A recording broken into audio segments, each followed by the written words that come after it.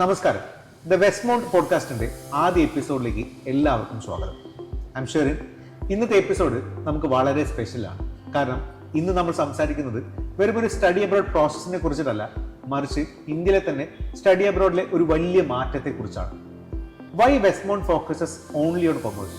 ഒരുപാട് പേര് നമ്മളോട് ചോദിക്കുന്ന ചോദ്യമാണ്. ഈ ചോദ്യത്തിനുള്ള ഉത്തരം നൽകാനും നമ്മുടെ വിഷൻ നിങ്ങളോട് ഷെയർ ചെയ്യാനും എന്നോടൊപ്പം നമ്മുടെ CEO അജിത് സാർ ഉണ്ട്. അജിത്തേട്ടൻ, welcome. Thank you Sherin. It's a pleasure to be here.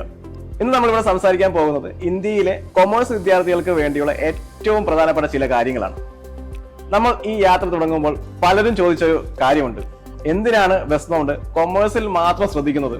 Engineering, nursing ഒക്കെ ചെയ്താൽ ബിസിനസ് കൂടില്ലേ എന്ന്. But our answer was very simple: commerce runs the world. Exactly. പക്ഷെ അജിത്തേട്ടാ, നമുക്ക് റിയാലിറ്റിയിൽ തന്നെ തുടങ്ങാം. ഇന്ന് കേരളത്തിലായാലും ഇന്ത്യയിലായാലും ഒരു സ്റ്റഡി അബ്രോഡ് കൺസൾട്ടൻസി ചെയ്യുന്ന ഒരു കുട്ടിക്ക് എന്ത് ഉപദേശമായിരിക്കും ലഭിക്കുന്നത്? മിക്കവാറും അതൊരു ജനറൽ അഡ്വൈസ് ആയിരിക്കും. UK പോകും അല്ലെങ്കിൽ കാനഡയിൽ പോകും എന്ന് പറയുന്നതല്ലാതെ ഒരു കൊമേഴ്സ് പ്രൊഫഷണലിന്റെ കരിയർ ഗ്രോത്ത് എങ്ങനെയായിരിക്കണമെന്ന് അവർക്ക് പറയാൻ കഴിയാറുണ്ടോ? ഷെറിൻ പറഞ്ഞതുപോലെ ഇത് വലിയൊരു ഗ്യാപ്പാണ്.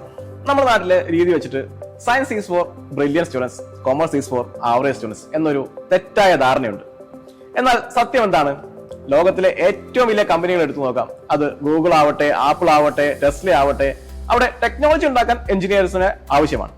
പക്ഷേ ആ കമ്പനിയുടെ ഫണ്ട് മാനേജ് ചെയ്യാനും സ്ട്രാറ്റജി തീരുമാനിക്കാനും അതുപോലെ പ്രോഫിറ്റിലേക്ക് നയിക്കാനും അവിടെ ഒരു കൊമേഴ്സിലെ പ്രൊഫഷണൽ കൂടിയേ തീരും.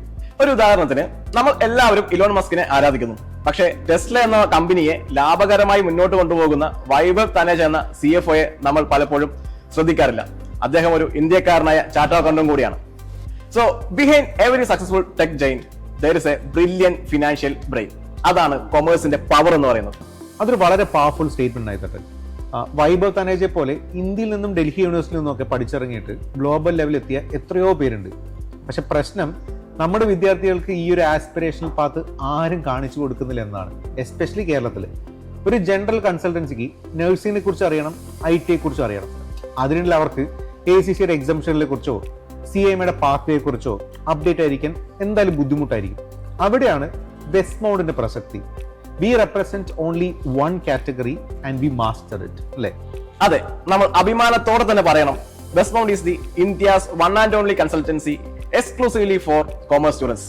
ഇതൊരു മാർക്കറ്റിംഗ് ടാഗ് ലൈൻ ഒന്നുമല്ല, ഇതൊരു വലിയ മാറ്റത്തിന്റെ ഉത്തരവാദിത്തമാണ്. ഒരു കുട്ടി നമ്മുടെ അടുത്ത് വരുമ്പോൾ നമ്മൾ അവർക്ക് വെറും ഒരു യൂണിവേഴ്സിറ്റി അഡ്മിഷൻ മാത്രമല്ല നൽകുന്നത്. We plan their life for next 5 to 10 years. ഏത് രാജ്യമാണ് ബിഗ് 4 കമ്പനികൾ കൂടുതലുള്ളത്? ഏത് ഡിഗ്രി ചെയ്തു കഴിഞ്ഞാൽ തൊട്ടടുത്ത വർഷം തന്നെ CPA അല്ലെങ്കിൽ CFA ചെയ്യാൻ പറ്റും? ഇത്തരം കാര്യങ്ങൾ കൃത്യമായി ഡാറ്റ വെച്ച് സംസാരിക്കാൻ വെസ്റ്റ്മൗണ്ടിന് മാത്രമേ സാധിക്കൂ. അയത്തേട്ടാ, ഇതൊരു വലിയൊരു ബെഞ്ച് മാർക്കാണ്. കാരണം പലപ്പോഴും പേരൻസിന് ഒരു പേടിയുണ്ട്, എന്റെ മകൻ അല്ലെങ്കിൽ മകൾ BCom എടുത്തു, ഇനി വിദേശത്ത് പോലെ അവർക്ക് നല്ല ശമ്പളം കിട്ടുമെന്ന്. എന്താണ് ശരിക്കും പുറത്തുള്ള സാഹചര്യം?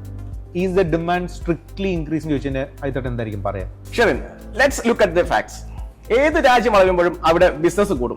ബിസിനസ് കൂടുമ്പോൾ ടാക്സേഷൻ, ഓഡിറ്റിംഗ് അല്ലെങ്കിൽ ഫിനാൻഷ്യൽ അനാലിസിസ് എന്നിവ കൈകാര്യം ചെയ്യാൻ ആളെ വേണം. ഏത് AI വന്നാൽ പോലും ഒരു കമ്പനിയുടെ സാമ്പത്തികപരമായ തീരുമാനം എടുക്കാൻ മനുഷ്യബുദ്ധി തന്നെ വേണം.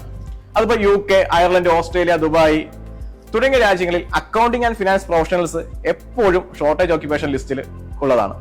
അതായത് അവർക്ക് അവിടെ ആളെ ആവശ്യമുണ്ട്. പക്ഷെ അത് നേടണമെങ്കിൽ ശരിയായ ക്വാളിഫിക്കേഷൻ വേണം. വെറുതെ ഒരു ഡിഗ്രി കൊണ്ട് പോയാൽ മാത്രം പോരാ. അവിടെയാണ് നമ്മൾ ഗ്ലോബൽ അക്രഡിറ്റേഷൻ ഉള്ള കോഴ്സ് സജസ്റ്റ് ചെയ്യുന്നത്. എക്സാക്ട്ലി. അതായത് ഒരു BCom കഴിഞ്ഞ കുട്ടിക്ക് വെറും ഡേറ്റ എൻട്രി ജോലിക്കപ്പുറം ഒരു ഫിനാൻഷ്യൽ സ്ട്രാറ്റജിസ്റ്റ് ആയിട്ട് മാറാനുള്ള അവസരമാണ് വിദേശത്തുള്ളത്. പക്ഷെ അതിന് ആ വഴി കൃത്യമായിട്ട് അറിയുന്ന ഒരു മെന്റർ കൂടെ വേണം. വെസ്റ്റ്മൗണ്ട് നമ്മൾ ചെയ്യുന്നതല്ലേ, we connect talent with right people and global opportunity. And നമ്മൾ എഞ്ചിനീയറിംഗ് ചെയ്യുന്നില്ല, മെഡിസിൻ ചെയ്യുന്നില്ല, വി ഫോക്കസ് 100% കോമേഴ്സ്, അല്ലേ? And 100% most of the time. വളരെ ശരിയാണ്. ഇത് കേൾക്കുന്ന വിദ്യാർത്ഥികളോട് എനിക്ക് ഒന്നേ പറയാനുള്ളൂ: നിങ്ങൾ കൊമേഴ്സ് തിരഞ്ഞെടുത്തത് ഒരു തെറ്റായ തീരുമാനമേ അല്ല. അത് ലോകത്തിൽ തന്നെ ഏറ്റവും മികച്ച കരിയർ ഓപ്ഷനിൽ ഒന്നാണ്. നിങ്ങൾക്ക് വേണ്ടത് കൃത്യമായ ഗൈഡൻസ് ആണ്. നിങ്ങളൊരു CA ACCA ആസ്പിറന്റ് ആണോ? അല്ലെങ്കിൽ ബിസിനസ് അനലിറ്റിക്സിൽ താല്പര്യമുള്ള ആളാണോ? അതുമല്ലെങ്കിൽ ഒരു ഗ്ലോബൽ ഇൻവെസ്റ്റ്മെന്റ് ബാങ്കർ ആകാൻ ആഗ്രഹിക്കുന്ന ആളാണോ? നിങ്ങളുടെ സ്വപ്നം ഏതായാലും അതിലേക്കുള്ള ഷോർട്ടസ്റ്റ് ആയ അല്ലെങ്കിൽ ഏറ്റവും സെക്യൂർഡ് ആയ വഴി കാണിച്ചു തരാൻ വെസ്റ്റ്മൗണ്ട് എപ്പോഴും നിങ്ങളുടെ കൂടെ ഉണ്ടാവും. അപ്പോൾ താങ്ക് യു അജിത്തേട്ടൻ, ദാറ്റ് വാസ് വെരി ഇൻസൈറ്റ്ഫുൾ. ഇതൊരു തുടക്കം മാത്രമാണ്. വരും എപ്പിസോഡുകളിൽ നമ്മൾ ഓരോ രാജ്യത്തെക്കുറിച്ചും ഓരോ സ്പെഷ്യലൈസ് ആയിട്ടുള്ള കോഴ്സുകളെ കുറിച്ചും വിശദമായിട്ട് സംസാരിക്കുന്നുണ്ടാവും. and Westmount is setting a new benchmark in the industry.